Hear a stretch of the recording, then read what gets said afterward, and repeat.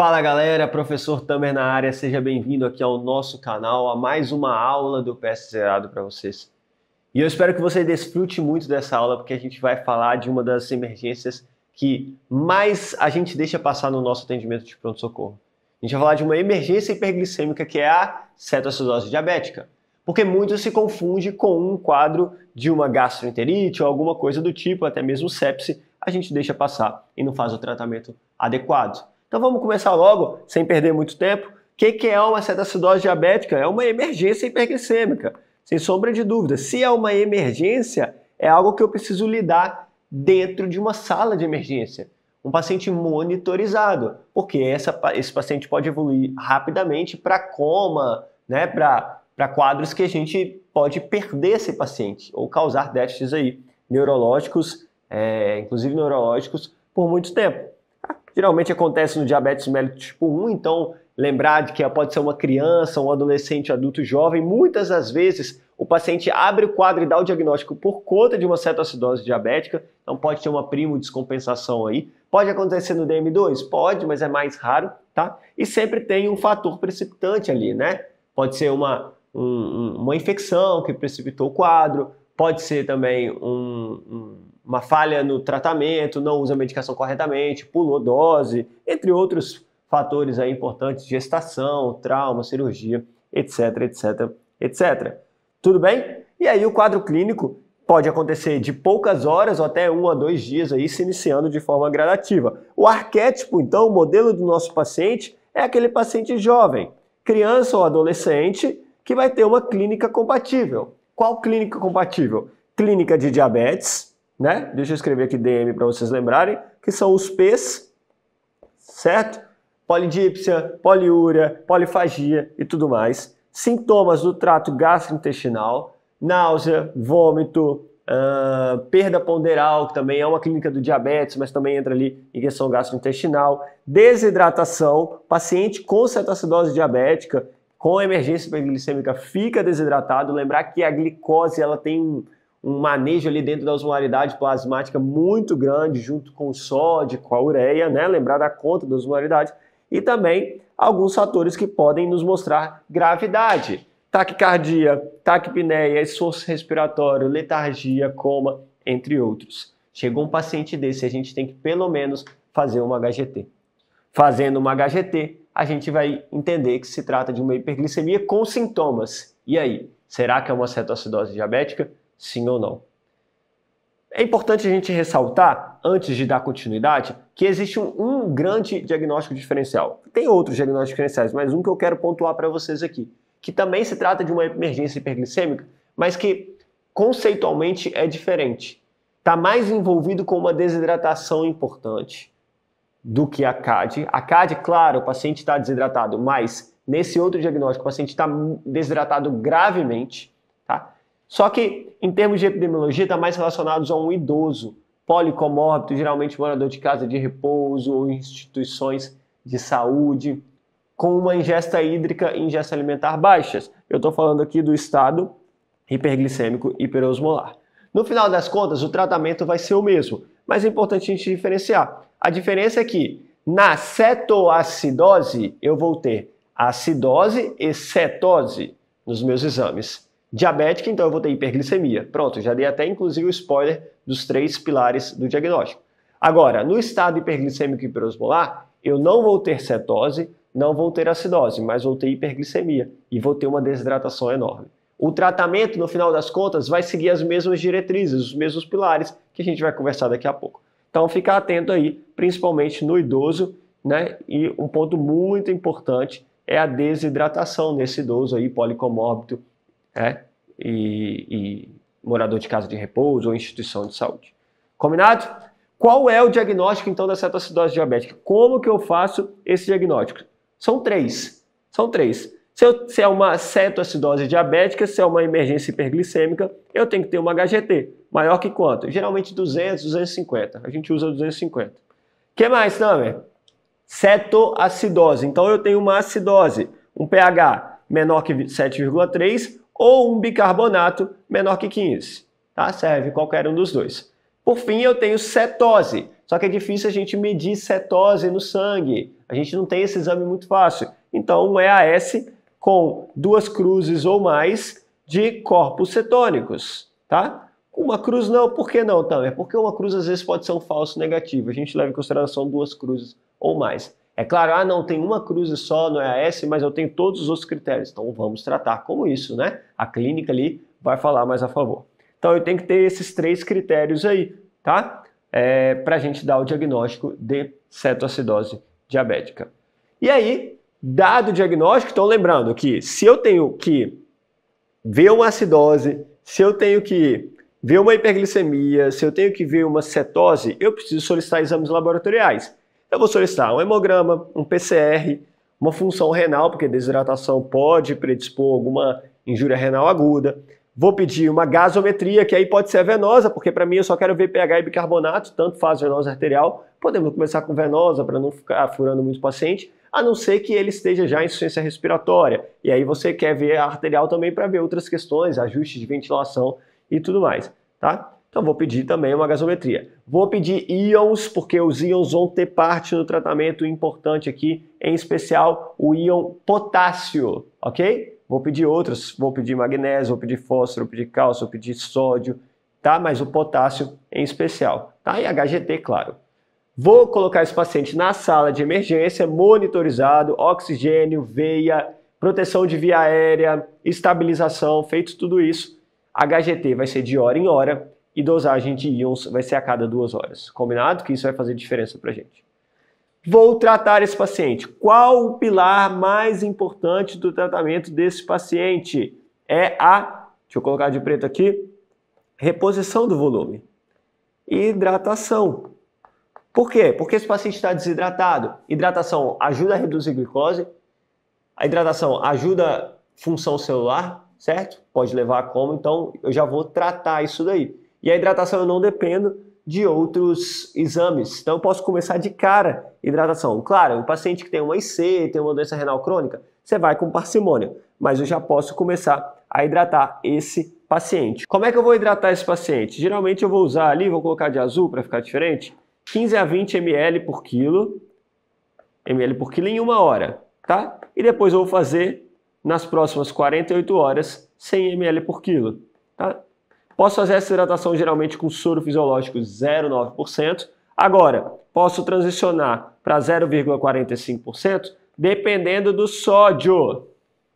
Se o meu sódio for maior que 135, eu vou usar 0,45%.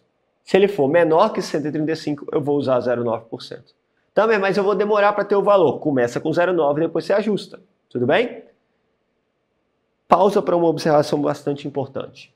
Eu falei com vocês no início da aula que a glicose e o sódio têm um papel importante na osmolaridade. E aí, sem entrar muito em fundo de fisiopatologia, eu preciso corrigir o valor do sódio para a hiperglicemia. O que eu quero dizer com isso? Com a glicose extremamente aumentada, a osmolaridade sanguínea vai ter que tentar buscar o seu equilíbrio e vai deslocar sódio para o meio extravascular, ok? E aí vai falsear o valor do sódio. Como é que eu corrijo? Eu vou colocar aqui de verde e depois a gente apaga. Para cada 100 de aumento de HGT, eu aumento 1,6 de sódio.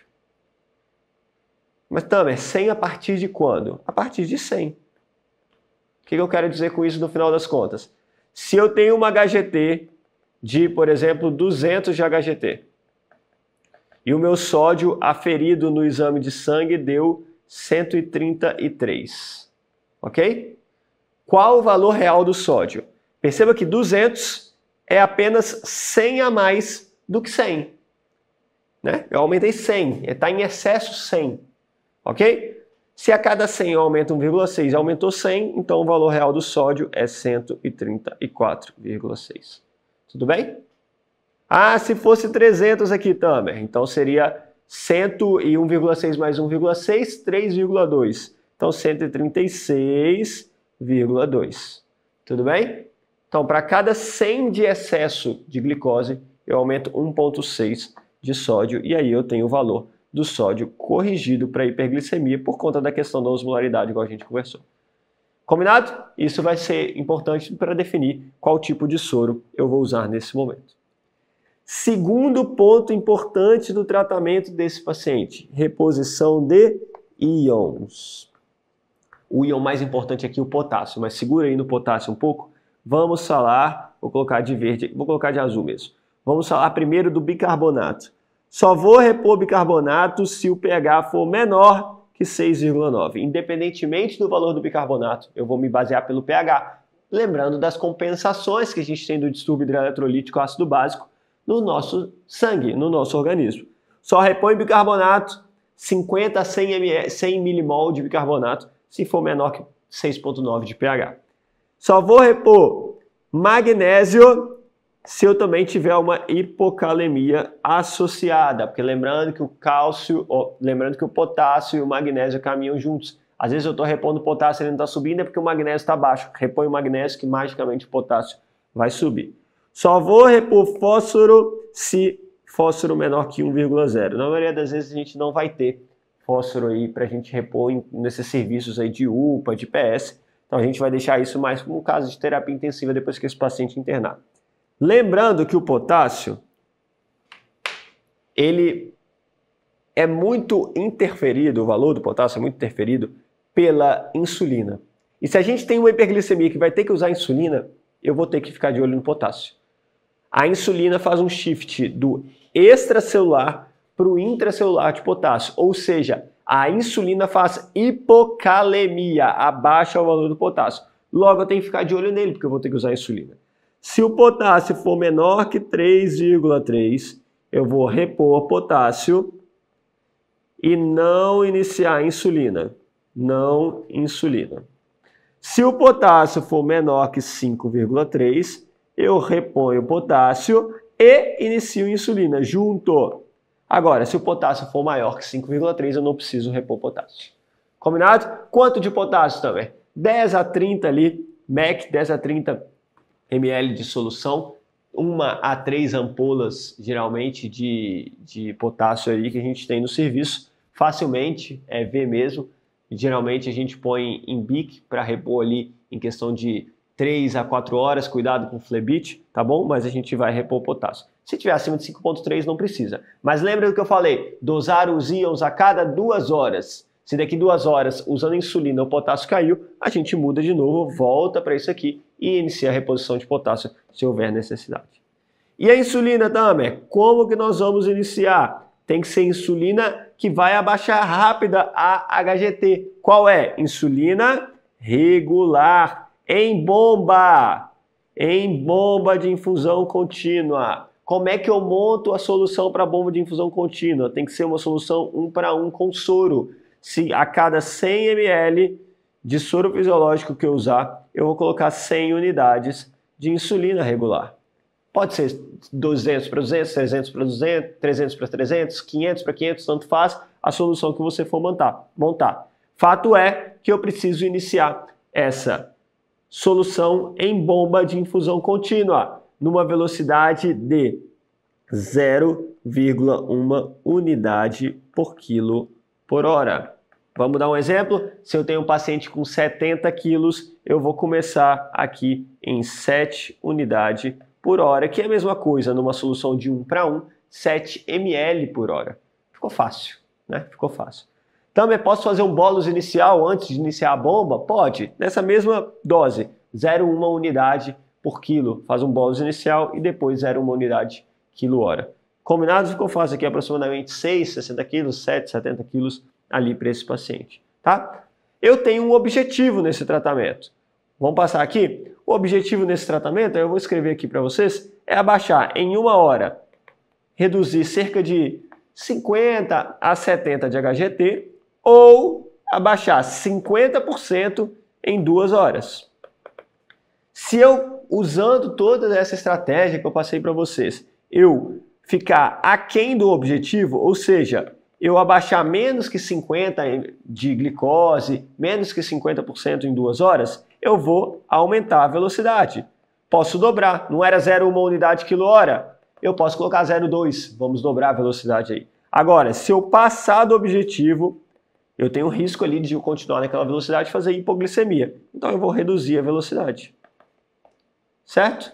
Vou colocar ali metade, tudo bem? 0,05 unidade quilhora. Reduz na metade ali, você vai tateando. É por isso que a gente mede HGT de hora em hora, igual eu falei com vocês. Tudo bem? Gravou essa tela aqui? Beleza, vamos voltar aqui rapidinho. Vamos fazer umas observações aqui extremamente importantes. Se esse paciente ainda estiver no pronto-socorro com você, muitas vezes você já vai ter internado ele em terapia intensiva, lembrando que é uma emergência, então tem que estar vigiando, tá? Não é um paciente que você vai atender e vai tocar a porta, não, tem que ficar de olho nele, porque ele pode rebaixar, você tem que medir HGT de hora em hora, ir de 2 em 2 horas, mudar a velocidade, ficar de olho nisso tudo. Então tem que estar do seu lado.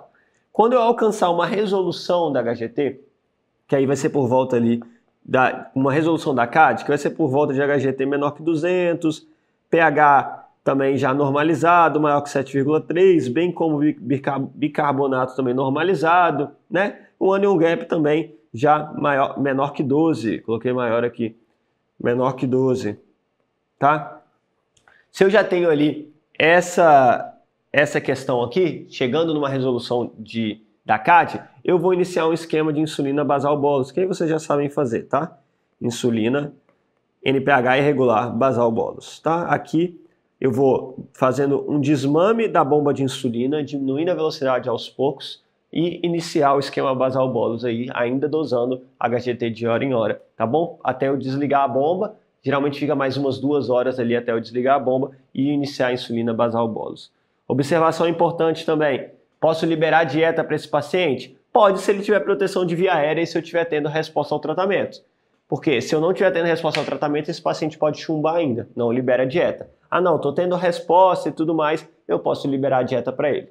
Outra observação importante, paciente que está ali com ICC ou DRC, como eu falei, hidratação com cautela, mas tem que hidratar do mesmo jeito, ficar de olho em hipervolemia.